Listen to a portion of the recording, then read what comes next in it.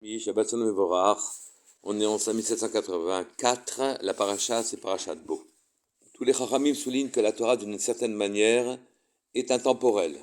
Et que si on relit chaque année les mêmes textes, c'est qu'en vérité, ils sont adaptés aux défis qui nous sont ouverts d'année en année. Et on trouvera dans la Torah les réponses à nos problèmes.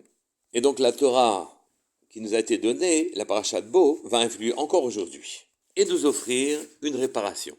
Cette fois-ci, puisqu'il s'agit de sortir d'Égypte, d'être libéré d'Égypte, il s'agit de sortir de la prison, de nos limites qui sont cristallisées par notre propre caractère ou la manière dont on pense chacune des situations qui nous empêchent d'agir conformément à ce que l'on devrait faire. On s'étonne même, en sachant où est la solution, on s'étonne même alors qu'on connaît alors nos devoirs, qu'on sait ce qu'on doit faire, mais on n'y arrive pas. On est freiné et limité par nous-mêmes. Eh bien, c'est ce que, dans cette paracha, on va apprendre à libérer. Quand ils sont sortis dans le désert, les bénis d'Israël ont été obligés de prendre des provisions. Ils ont donc pris un pain, mais ils ont évité, conformément aux commandements de Moshe Rabbeinu qui lui ont été dictés par Kadosh Baruch Hu, ils ont évité de faire fermenter la pâte, de laisser la pâte fermenter. Et très étonnamment, cette pâte qui n'a pas fermenté, le pasuk nous dit qu'ils l'ont enveloppée dans des vêtements, ce qui est déjà étonnant, oui, mais qui en plus, ils les ont portés sur leurs épaules. N'avaient-ils pas des ânes? N'avaient-ils pas des moyens de transport? C'est un point important, puisqu'il s'agissait de provisions presque pour un mois. Bien sûr qu'on a envie de dire que les vêtements, c'est eux-mêmes, leur personnalité, puisque le corps est un vêtement de l'âme. On a envie de dire aussi qu'il ne fallait pas les porter sur les ânes, car c'est une matérialité grossière. C'est une autre matérialité grossière. Alors, mais comment comprendre réellement ce pasouk? Dans le pasouk Rav Dalet, il est écrit « Tu garderas la parole que je viens de te citer comme un décret, quelque chose donc d'important pour toi et tes enfants pour toujours, pour toutes les générations. » De quoi parlions-nous? On parlait du Corban de Pessah. Vous savez qu'on tuait l'agneau pascal, on égorgeait l'agneau pascal, et son sang, on en aspergeait les linteaux, en la porte, tout ce qui est autour de la porte. Et l'ange qui détruisait les premiers-nés en Égypte épargnait les premiers-nés du clan d'Israël. En Égypte, toute notion de premier-né va disparaître. Les servantes, les animaux premiers-nés, tout va disparaître. Tout ce qui est premier-né va disparaître. Il ne va rester comme premier-né en Égypte que les bénis d'Israël, qui sont les premiers-nés d'Hachem.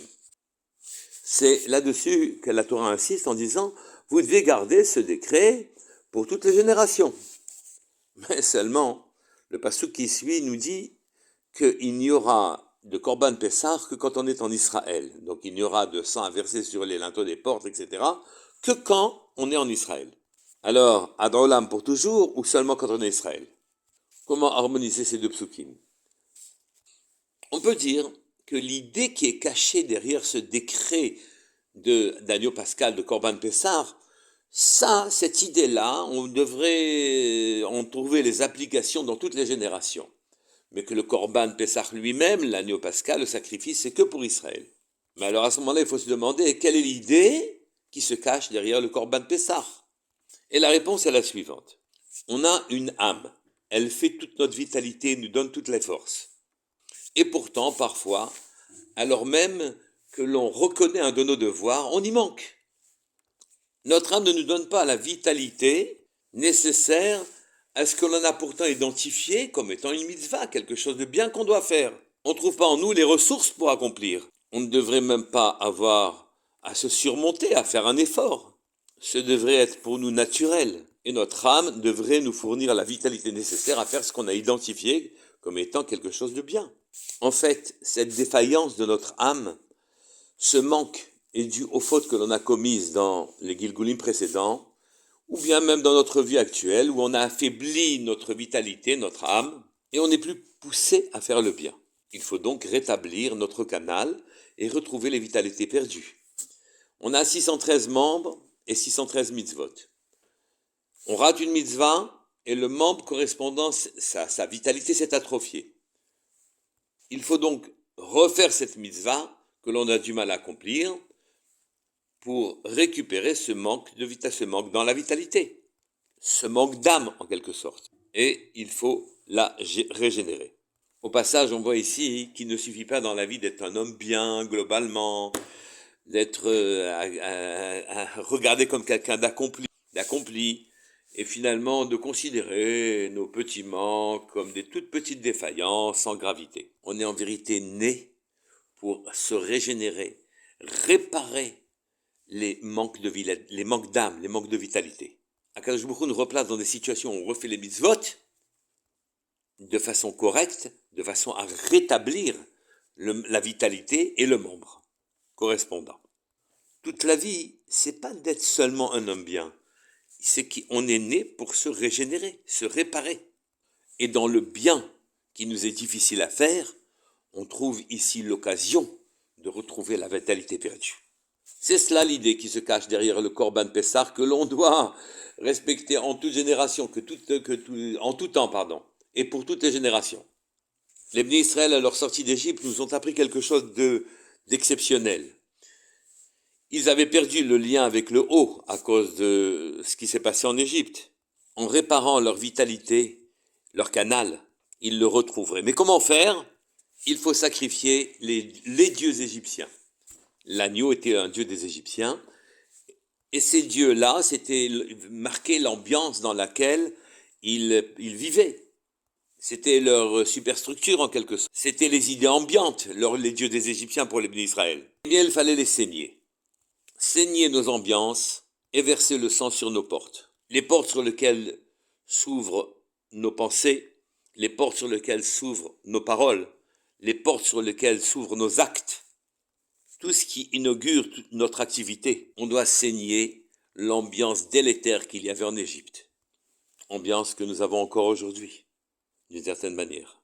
Et c'est ça qui est le décret pour toutes les générations. C'est ça l'idée qui se cache derrière le sacrifice de l'agneau pascal.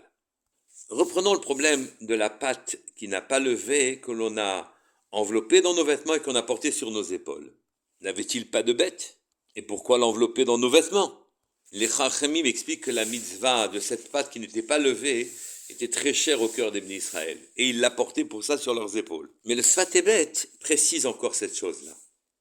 Notre Neshama a besoin de nouveaux vêtements.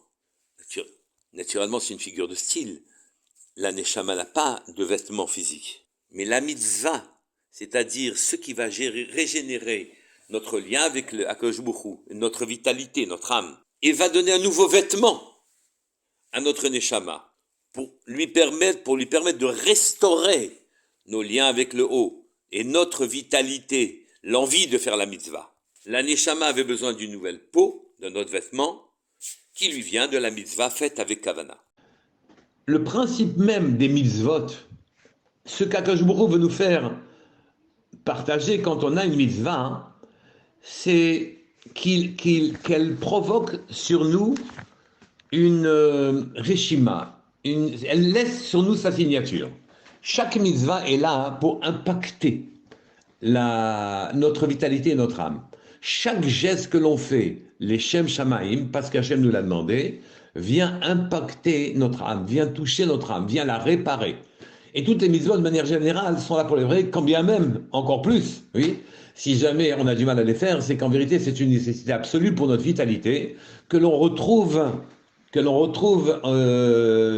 les forces qui ont disparu du fait de nos péchés dans cette vie et dans les autres vies, et sur lesquelles on trébuche aujourd'hui. Et donc, pourquoi les mettre dans les vêtements?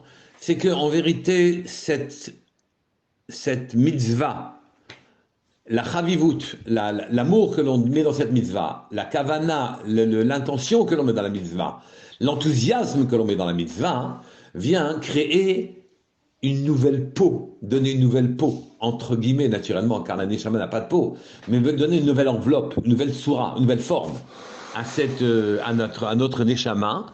Et cette nouvelle forme, elle est figurée dans le fait que nous ayons mis sur nos épaules le reste de nos pâtes qui n'a pas fermenté et nous l'avons enveloppé dans nos vêtements. Nous avons donné un vêtement, la kavana, l'intention que l'on a dans les mitzvot, l'enthousiasme que l'on met, l'amour que l'on met dans les mitzvot, donne une nouvelle soura, une nouvelle forme à notre neshama, à notre âme, à notre vitalité, et la répare totalement.